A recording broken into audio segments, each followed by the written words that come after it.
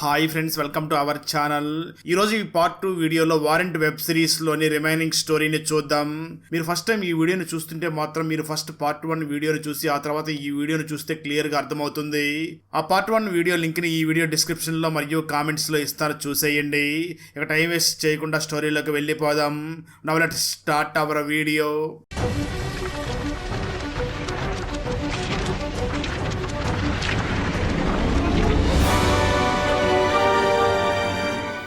Open చేస్తే రామస్వామి నేను police జాబ్కి రిజైన్ చేయాలనుకుంటున్నాను అని తన ఫ్రెండ్ దగ్గర చెప్పడంతో తన ఫ్రెండ్ వెంటనే రామస్వామిని చూసి, ఎందుకు అలా చేయాలనుకుంటున్నావు?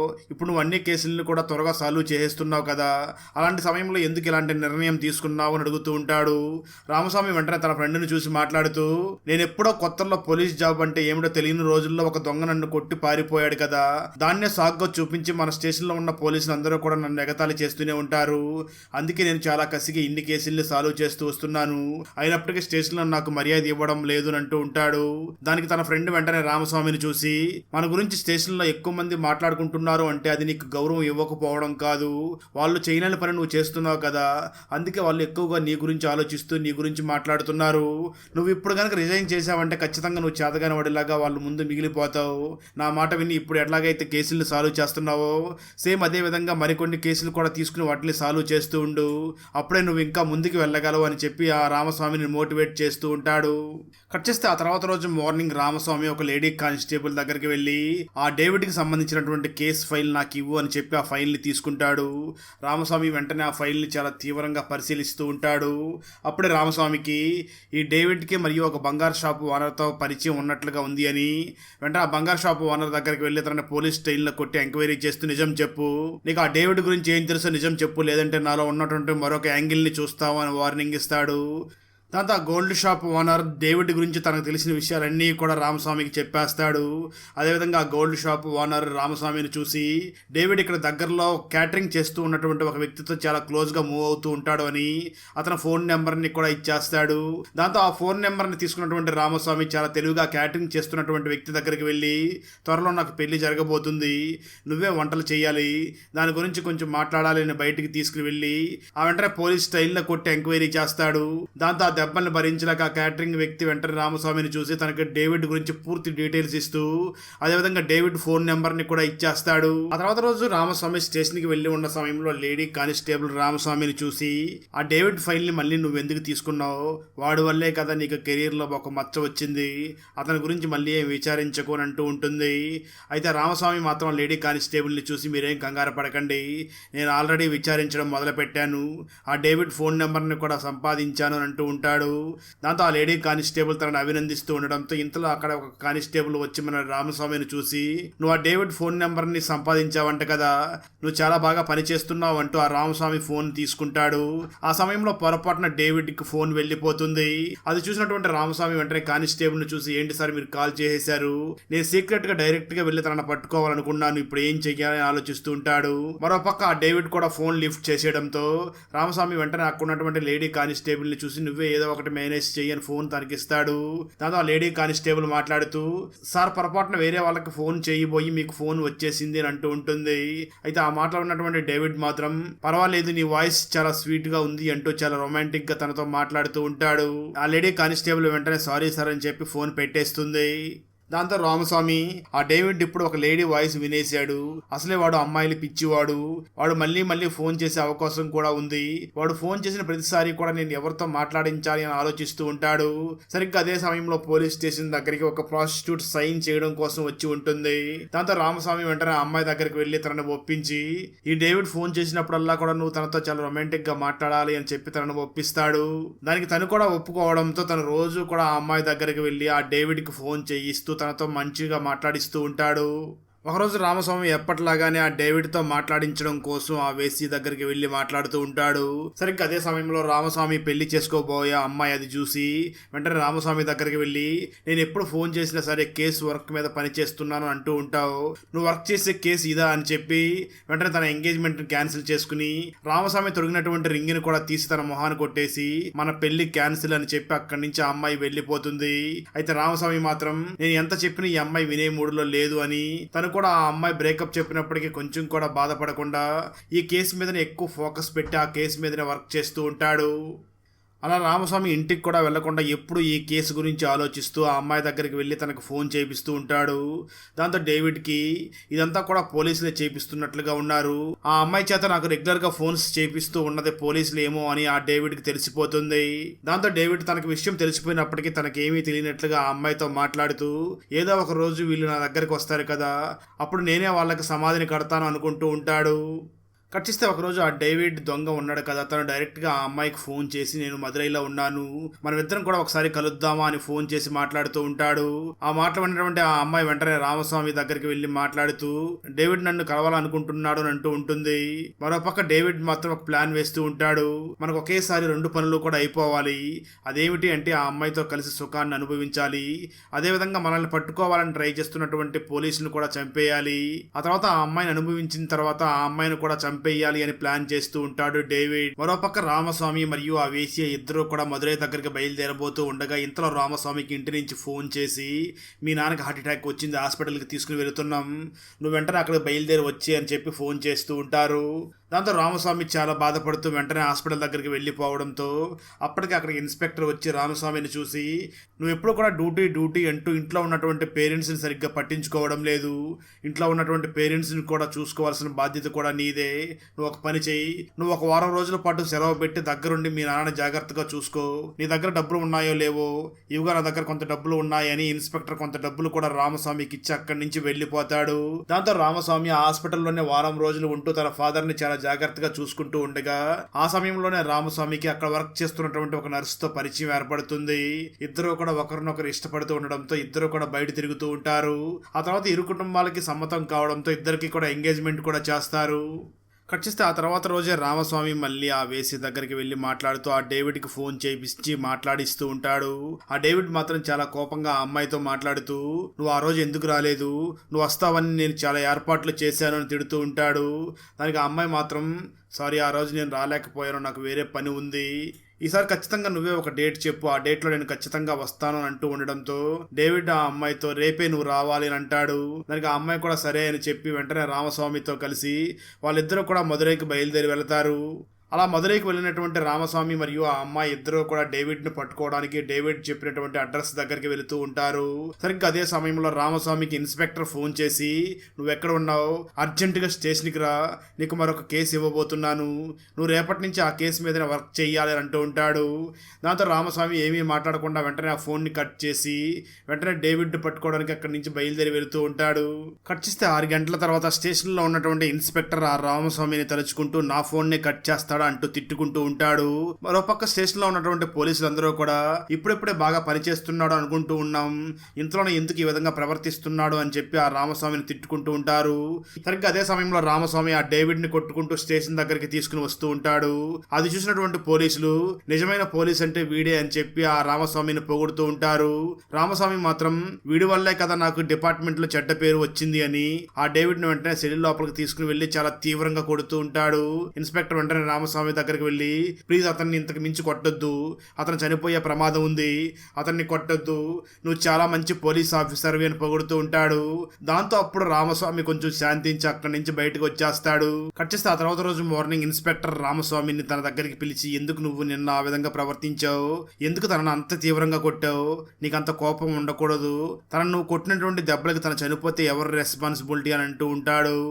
అదే సమయంలో ఒక అడ్వకేట్ పోలీస్ స్టేషన్ దగ్గరికి వచ్చి ఇన్స్పెక్టర్ దగ్గర గొడవ పడే విధంగా ప్రవర్తిస్తూ ఉంటాడు. దాన్ని చూసినటువంటి రామస్వామి నీకెంత ధైర్యం ఉంటే మా స్టేషన్కి వచ్చి మా ఇన్స్పెక్టర్ మీద గొడవ పడతావా అంటూ ఆ అడ్వకేట్తో గొడవ పడి తన మీద చేయి చేసుకుంటాడు. దాంతో అడ్వకేట్ కూడా గొడవ పడుతూ ఉండడంతో ఇన్స్పెక్టర్ వెంటనే అడ్వకేట్ని బయటికి తీసుకుని వెళ్ళి తనతో మాట్లాడుతూ ఉంటాడు. మరోపక్క లేడీ కానిస్టేబుల్ ఆ రామస్వామిని చూసి ఇప్పుడు ఇన్స్పెక్టర్తో గొడవ పడినటువంటి ఆ లాయర్ పేరు పాండు, తను ఒక పెద్ద 420, తన కేసుల్ని చాలా తీవ్రంగా వాదిస్తూ అబద్ధాలని నిజం చేస్తూ నిజాన్ని కూడా అబద్ధాలు చేసేటటువంటి సత్తా కలిగినటువంటి లాయర్. ఆ లాయర్ ఏదో ఒక సమస్యతో నెలలో ఒకసారైనా కూడా స్టేషన్కి వస్తూ ఉంటాడు. ఇప్పుడు కూడా స్టేషన్ కి సంబంధించి ఏదో సమస్య గురించి మాట్లాడడం కోసమే వచ్చాడు. అప్పుడు నువ్వు అక్కడ వెళ్ళి గొడవ చేశావు అని అంటూ ఉంటుంది. సరిగ్గా అదే సమయంలో ఒక పెద్ద మనిషి అక్కడికి వచ్చి మా అమ్మాయి మిస్ అయ్యింది అని అంటూ ఉంటాడు. ఆ మాట ఉన్న రామస్వామి అయితే ఒకసారి కంప్లైంట్ రాసివ్వండి మేము చూసుకుంటామని చెప్పి ఇంతకీ మీ అమ్మాయి ఎక్కడ వర్క్ చేస్తూ ఉంటుంది, ఎప్పుడు మిస్ అయ్యింది, ఆ డీటెయిల్స్ మొత్తం కనుక్కొని వెంటనే ఆ అమ్మాయి గురించి ఎంక్వైరీ చేయడం మొదలు పెడతాడు. అలా ఆ అమ్మాయి గురించి ఎంక్వైరీ చేసిన సమయంలో రామస్వామి ఆ అమ్మాయి ఒక అబ్బాయిని ప్రేమించిందని, తనతోనే లేచిపోయింది అన్న విషయం తెలుస్తుంది. దాంతో రామస్వామి వెంటనే ఆ అమ్మాయి వాళ్ళ ఫాదర్కి ఫోన్ చేసి, సార్ ఒకసారి మీరు స్టేషన్కి మీ ఆవిడ్ని కూడా తీసుకురండి అని అంటాడు. ఆ మాటలో ఉన్నటువంటి ఆ అమ్మాయి వాళ్ళ ఫాదర్, ఏమైంది సార్, నాకు చాలా భయంగా ఉంది, ఏమైందో చెప్పండి అని అంటూ ఉంటాడు. రామస్వామి మాత్రం తనతో మాట్లాడుతూ, ఏం లేదు సార్, కంగారు పడకండి, ఇది లేడీస్కి సంబంధించినటువంటి విషయం కదా, ఆడవాళ్ళు మంచిగా అర్థం చేసుకుంటారు, మీ ఆవిడ్ని కూడా స్టేషన్కి తీసుకురండి అని అంటాడు. దాంతో అమ్మాయి వాళ్ళ ఫాదర్ వెంటనే తన ఆవిడ్ని కూడా స్టేషన్కి తీసుకురావడంతో రామస్వామి వాళ్ళిద్దరిని కూడా వాళ్ళ అమ్మాయి ప్రేమించినటువంటి అబ్బాయి ఇంటి దగ్గరికి తీసుకుని వెళ్ళి అక్కడ ఉన్నటువంటి ఒక మహిళని చూసి, నీ కొడుకు ఎక్కడికి వెళ్ళాడు అని అడుగుతూ ఉంటాడు. అయితే తను మాత్రం నా కొడుకు ఎక్కడికి వెళ్ళాడో తెలియదు అని సమాధానం చెప్తూ ఉంటుంది. దాంతో కోపం తెచ్చుకున్నటువంటి రామస్వామి అక్కడ ఉన్నటువంటి గ్లాస్ తీసుకుని టీవీని పగలగొడతాడు. ఆ సౌండ్ విన్నటువంటి మరొక రూమ్ లో ఉన్నటువంటి ఈ అమ్మాయిని ప్రేమించినటువంటి అబ్బాయి మరియు తను ప్రేమించినటువంటి అమ్మాయితో సహా బయటికి వస్తాడు. దాంతో రామస్వామి వెంటనే తనని చాలా తీవ్రంగా కొడుతూ, అమ్మాయిని ఇంటి నుంచి మాయమాటలు చెప్పి లేపుకుని వెళ్ళిపోవడమే కాకుండా నా దగ్గర రూల్స్ గురించి మాట్లాడతావా అంటూ కొడుతూ వెంటనే ఆ అమ్మాయిని వాళ్ళ పేరెంట్స్ తో పంపించేస్తాడు.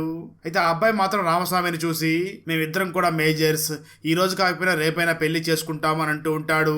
దాంతో రామస్వామి కోపం తెచ్చుకుని ఆ అబ్బాయిని చాలా తీవ్రంగా కొట్టి మళ్ళీ ఆ అబ్బాయిని చేరదీసి మంచి మాటలు చెప్పి అక్కడి నుంచి స్టేషన్ కి వెళ్ళిపోతాడు. ఆ తర్వాత ఒక రోజు రాత్రి 2 గంటల సమయంలో నైట్ డ్యూటీ చూడాల్సినటువంటి పోలీస్ కానిస్టేబుల్ కూడా నిద్రపోతున్న సమయంలో తన స్టేషన్ దగ్గరికి బయలుదేరి వెళ్తాడు. ఈ సీన్ నే మనకు సిరీస్ స్టార్టింగ్ లో కూడా చూపించడం జరుగుతుంది. అంటే ఇక్కడ జరుగుతున్నదంతా కూడా మన హీరో రామస్వామి హ్యూమన్ రైట్స్ దగ్గర చెప్తూ ఉంటాడు. స్టోరీ మళ్ళీ గతానికి వెళ్తుంది. రామస్వామి 2 గంటల సమయంలో స్టేషన్ దగ్గరికి వెళ్లి అక్కడ ఉన్నటువంటి కానిస్టేబుల్ ని చూసి, ఆ దొంగతనం కేసులో అరెస్ట్ అయినటువంటి ఆ నలుగురు కూడా నోరు విప్పారా అని అడుగుతూ ఉంటాడు. దానికి కానిస్టేబుల్ వెంటనే రామస్వామిని చూసి మాట్లాడుతూ, లేదు సార్, నేను కూడా ఎంతో కొట్టి విచారించాను కానీ వాళ్ళు మాత్రం నోరు విప్పలేదు. ఇప్పుడు భోజనం తీసుకుని వెళ్ళిన సమయంలో ఆ నలుగురిలో 3 పైకి లేశారు కానీ ఒక వ్యక్తి మాత్రం పైకి లేవలేదు, ఒకసారి వెళ్ళి మీరే చెక్ చేయండి అని అంటాడు. దాంతో రామస్వామి వెంటనే లోపలికి వెళ్ళి చూడగా ఆ నలుగురిలో ఒక వ్యక్తి అక్కడే లాకప్ లో చనిపోయి ఉంటాడు. దాంతో రామస్వామి ఇప్పుడు ఏం చెయ్యాలి అని చాలా బాధపడుతూ ఉంటాడు. ఇక్కడే మనకు ఈ సంఘటన జరగడానికి 12 గంటల ముందు ఏం జరిగింది అన్నది చూపించడం జరుగుతుంది. అంటే స్టోరీ కొంచెం గతానికి వెళ్తుంది. ఒక వారెంట్ కేసు గురించి విచారిస్తున్న సమయంలో ఒక టీచర్ ఒక విద్యార్థిని బాగా వేధించాడు అని ఒక కేసు రిజిస్టర్ అయి ఉంటుంది. దాంతో ఆ కేసును విచారించడం కోసం ఆ టీచర్ ఇంటి దగ్గరికి వెళ్ళగా అక్కడ ఆ టీచర్ ఉండడు కానీ తన భార్య మాత్రమే ఉంటుంది. తను మన రామస్వామిని చూసి, ఎవరు మీరు, మీకేం కావాలని అడుగుతూ ఉంటుంది. సరిగ్గా అదే సమయంలో టీచర్ ఇంటి దగ్గరికి రావడంతో ఆ టీచర్ తన ఇంటికి వచ్చి ఉన్నటువంటి రామస్వామిని చూసి, ఇతర సాధారణమైన వ్యక్తి కాదు, పోలీస్ అయి ఉంటాడు అని, సార్ ఏంటి విషయం అని అడుగుతూ ఉంటాడు. రామస్వామి వెంటనే ఆ టీచర్ ని చూసి, నువ్వు చాలా సంవత్సరాల క్రితం ఒక అమ్మాయిని వేధించావు కదా, అప్పుడు నీ మీద కేసు ఫైల్ అయి ఉంది, అందుకే ఆ కేసు గురించి విచారించడం కోసం నిన్ను స్టేషన్ కి తీసుకుని వెళ్ళాలి అని అంటూ ఉంటాడు. దాంతో టీచర్ వెంటనే రామస్వామిని చూసి, సార్ ఆ కేసు ఎప్పుడో చాలా సంవత్సరాల క్రితం జరిగిపోయింది కదా, ఇప్పుడు నాకు పెళ్ళయి పిల్లలు కూడా ఉన్నారు, ఇప్పుడు వాళ్ళు చూస్తూ ఉండగా నన్ను స్టేషన్ కి తీసుకుని వెళ్తే వాళ్ళు తప్పుగా అనుకుంటారు అంటూ ఉంటాడు. అయితే రామస్వామి మాత్రం ఆ టీచర్ని చాలా కోపంగా చూస్తూ, ఏరా, నువ్వు ఆ అమ్మాయిని వేధించిన సమయంలో నీకు అక్క, చెల్లెళ్ళు, అమ్మ అంటూ కుటుంబం గురించి గుర్తు రాలేదా, ఇప్పుడు మాత్రం నీకు ఆ విషయాలు గుర్తొస్తున్నాయా, మర్యాదగా స్టేషన్కి పద అని ఆ టీచర్ కాలర్ పట్టుకుని బండి మీద ఎక్కించుకుని అక్కడి నుంచి స్టేషన్కి తీసుకుని వెళ్ళిపోతాడు. అలా స్టేషన్కి తీసుకుని వెళ్లి టీచర్ని విచారించి అక్కడ ఉన్నటువంటి సెల్లో వేస్తాడు. అదే సమయంలో 4 దొంగతనం చేశారు అని స్టేషన్కి వచ్చి ఉండడంతో వాళ్ళని చాలా తీవ్రంగా కొడుతూ ఉంటాడు. ఇదంతా కూడా పక్క సెల్లో ఉన్నటువంటి టీచర్ గమనిస్తూ ఉంటాడు. అలా సెల్లో ఒక ఖైదీ చనిపోవడంతో పోలీసులంతా కూడా చాలా భయపడిపోతూ ఆ వ్యక్తి తనకు పిడిసి వచ్చి చనిపోయాడు అని చెప్పి అందరినీ నమ్మించాలి, దాన్ని నమ్మించడం కోసం ఒక ఫేక్ సర్టిఫికేట్ ని కూడా క్రియేట్ చేయించాలి అని అంటూ ఉంటారు. అయినప్పటికీ పోలీసులు మాత్రం ఇలా చేసినప్పటికీ ఈ విషయం బయటపడితే మాత్రం మన అందరూ ఉద్యోగాల్లో కూడా పోయే అవకాశం ఉంది అని భయపడుతూ ఉంటారు. దాంతో పోలీసులు అందరూ కూడా ఇన్స్పెక్టర్ దగ్గరికి వెళ్ళి, మీరు ఈ సమస్య నుంచి మమ్మల్ని కాపాడాలి, మాకు భార్య పిల్లలు ఉన్నారు, మీరే మమ్మల్ని కాపాడాలి అంటూ ఉంటారు. మరోపక్క రామస్వామి మాత్రం ఒక ప్లేస్ దగ్గరికి వెళ్ళి కూర్చొని చాలా ఎమోషనల్ గా బాధపడుతూ ఉంటాడు. అప్పుడు ఇన్స్పెక్టర్ వెంటనే స్టేషన్లో ఉన్నటువంటి పోలీసులు అందరినీ చూసి, నేను కూడా జాబ్లో జాయిన్ అయినటువంటి మొదటి రోజుల్లో రామస్వామి లాగానే ఉండేవాడిని, ఆ తర్వాత నెమ్మదిగా వర్క్ అంతా కూడా నేర్చుకున్నాను. అయితే ఒకరోజు నేను ఒక క్రిమినల్ని కొట్టడంతో తన స్పృహ కోల్పోయాడు, తనకి చాలా సీరియస్గా ఉండడంతో తనని వెంటనే హాస్పిటల్కి తీసుకుని వెళ్ళగా డాక్టర్ కూడా టెస్ట్ చేసి తనకి చాలా సీరియస్గా ఉందని చెప్పాడు. అప్పటి వరకు నాతో ఉన్నటువంటి పోలీస్ కానిస్టేబుల్స్ అందరూ కూడా నన్ను ఒంటరి వాడిని చేసి అక్కడి నుంచి వెళ్ళిపోయారు. కానీ నా అదృష్టం బాగుండి ఆ తర్వాత ఆ ఖైదీకి ఏమీ అవ్వకుండా తను మళ్ళీ చాలా త్వరగా త్వరగానే కోలుకున్నాడు. తను కోలుకున్న తర్వాత నా పోలీస్ ఫ్రెండ్స్ అందరూ కూడా తిరిగి మళ్ళీ నా దగ్గరికి రావడం మొదలు పెట్టారు. అప్పుడే నాకు ఒక విషయం అర్థమయ్యింది. ఈ పోలీస్ డిపార్ట్మెంట్ లో ఆపద వచ్చినప్పుడు ఎవరో కూడా నా పక్కన నిలబడరు అని తెలుసుకుని అప్పటి నుంచి కూడా నేను ఏ కేసు వచ్చినా నేను ఒక్కడనే ఒంటరిగా సాల్వ్ చేస్తూ ఉండేవాడిని. ఎందుకంటే ఈ డిపార్ట్మెంట్ లో ఉన్న పోలీసులకి ఏదైనా సమస్య వస్తే వాళ్ళ మీదకి ఎక్కడ కేసు ఫైల్ అవుతుందో అని అందరూ కూడా చాలా భయపడిపోతూ నన్ను ఒంటరి వాడిని చేసేసేవాళ్ళు. ఇప్పుడు కూడా మీరు ఒక విషయం గుర్తు పెట్టుకోండి. ఈ లాకప్ లో చనిపోయినటువంటి వ్యక్తి రామస్వామి వల్లనే చనిపోయాడు అనుకుందాం. అయినా రామస్వామి ఎవరి కోసం కొట్టాడు? ఈ స్టేషన్ కోసం, ఈ స్టేషన్ కి మంచి పేరు రావడం కోసమే కదా. కాబట్టి మీరు మాత్రం నా ఫ్రెండ్స్ చేసినట్లుగా చేయకండి. మీరందరూ కూడా రామస్వామికి తోడుగా ఉండండి అని అంటూ ఉంటాడు. అదే సమయంలో రామస్వామి కూడా ఇన్స్పెక్టర్ దగ్గరికి వచ్చి, సార్ మీరే నన్ను ఈ సమస్య నుంచి బయటికి తీసుకురావాలి అని అంటూ ఉంటాడు. ఇన్స్పెక్టర్ ఆ రామస్వామిని చూసి, నువ్వేం కంగారు పడకు, స్టేషన్లో ఉన్న పోలీసులు అందరం కూడా ఒకే మాట మీద ఉన్నాం. నువ్వు ఆ ఖైదీని చంపలేదు, తనే పిడిసి వచ్చి చనిపోయాడని మేమందరం కూడా చెప్తాము అని అంటూ ఉంటాడు. ఇక్కడ ట్విస్ట్ ఏమిటి అంటే, ఈ రామస్వామి కొట్టి తీసుకొచ్చినటువంటి టీచర్ ఉన్నాడు కదా, తను మాత్రం అక్కడ ఉన్నటువంటి రామస్వామి మరియు ఇన్స్పెక్టర్ని చూసి, మీరందరూ అబద్ధం చెప్పినా సరే నేను మాత్రం నిజమే చెప్తాను, ఆ రామస్వామి కొట్టడం వల్లనే తను చనిపోయాడు అని చెప్పి కోర్టులో నిజం చెప్తాను అంటూ ఉంటాడు. రామస్వామి ఆ టీచర్ దగ్గరికి వెళ్లి చాలా రిక్వెస్ట్ చేస్తాడు, కానీ అయినప్పటికీ టీచర్ మాత్రం నేను కోర్టులో నిజమే చెప్తాను అంటూ ఉంటాడు. కట్ చేస్తే ఆ తర్వాత రోజు కోర్టులో జడ్జి స్టేషన్లో ఉన్నటువంటి పోలీసులందరినీ పిలిచి, ఆ ఖైదీని స్టేషన్లో మీరు కొట్టడం వల్లనే తను చనిపోయారా అని అడుగుతూ ఉంటాడు. అయితే ఆ స్టేషన్లో ఉన్న పోలీసులందరూ కూడా మేము ఆ ఖైదీని కొట్టలేదు, తనే చనిపోయాడు అని చెప్తూ ఉంటారు. ఇది మొత్తం చూస్తున్నటువంటి రామస్వామి పోలీసులందరూ కూడా నాకు తోడుగా ఉన్నారు అంటూ చాలా ధైర్యంగా ఉంటూ ఉంటాడు. చివరిగా జడ్జి ఆ రోజు స్టేషన్లో ఉన్నటువంటి ఆ టీచర్ని పిలిచి ఎంక్వైరీ చేయగా ఆ టీచర్ కూడా జడ్జిని చూసి, నిజమే సార్, ఆ ఖైదీని రామస్వామి కొట్టలేదు, తనకు పిడిసి వచ్చి తనే చనిపోయాడు అని అంటాడు. ఆ తర్వాత టీచర్ వెంటనే రామస్వామిని పక్కకి తీసుకుని వెళ్ళి, సార్ మీరు అందరి దగ్గర ఒకే విధంగా ప్రవర్తించారు, ఎప్పుడో చిన్న పొరపాటుకి కేసు అయ్యింది, దానికి మీరు నా ఫ్యామిలీ మొత్తం చూస్తూ ఉండగా నా కాలర్ పట్టుకుని మీరు నన్ను స్టేషన్కి తీసుకుని వచ్చారు. అప్పుడు వాళ్ళు ఎంత మనోవేదన అనుభవించి ఉంటారో మీరు ఒక్కసారన్నా ఆలోచించారా? అందుకే మీరు కేసు ఎలాంటిది, వాళ్ళతో ఎలా ప్రవర్తించాలో కొంచెం నేర్చుకోండి. ఆ సమయంలో మీ మీద నాకు చాలా కోపం వచ్చిన మాట వాస్తవమే. మీ మీద నేను ఖచ్చితంగా జడ్జి గారి దగ్గర నిజమే చెప్పాలనుకున్నా, కానీ స్టేషన్లో చనిపోయినటువంటి ఆ వ్యక్తి ఏమి మంచివాడు కాదు, తన అమ్మాయిల్ని ఏడిపించడం కాదు, అమ్మాయిల్ని జీవితాన్ని నాశనం చేసేసాడు, చాలా దొంగతనాలు కూడా చేశాడు. అలాంటి వ్యక్తి తరపు నేను మాట్లాడడం కరెక్ట్ కాదనిపించింది. అందుకే అలాంటి వ్యక్తి చనిపోవడంలో తప్పు లేదు, అందుకే నేను నీకు సహాయం చేశాను. ఇక మీద ఒక విషయాన్ని గుర్తు పెట్టుకోండి, ఇక మీదట మీరు అన్ని కేసులను ఒకలా చూడకుండా కొంచెం ఆలోచించి ప్రవర్తిస్తూ ఉండండి అని అంటూ ఉంటాడు. అలా జరిగిందంతా కూడా రామస్వామి హ్యూమన్ రైట్స్ కమిటీ ముందు చెప్పి, సార్ ఇప్పుడు మీరు ఏ శిక్ష వేసినా నేను అనుభవిస్తాను, నేను నిజంగా తప్పు చేశాను అని మీకు అనిపిస్తే ఖచ్చితంగా నన్ను శిక్షించండి అని అంటూ ఉంటాడు.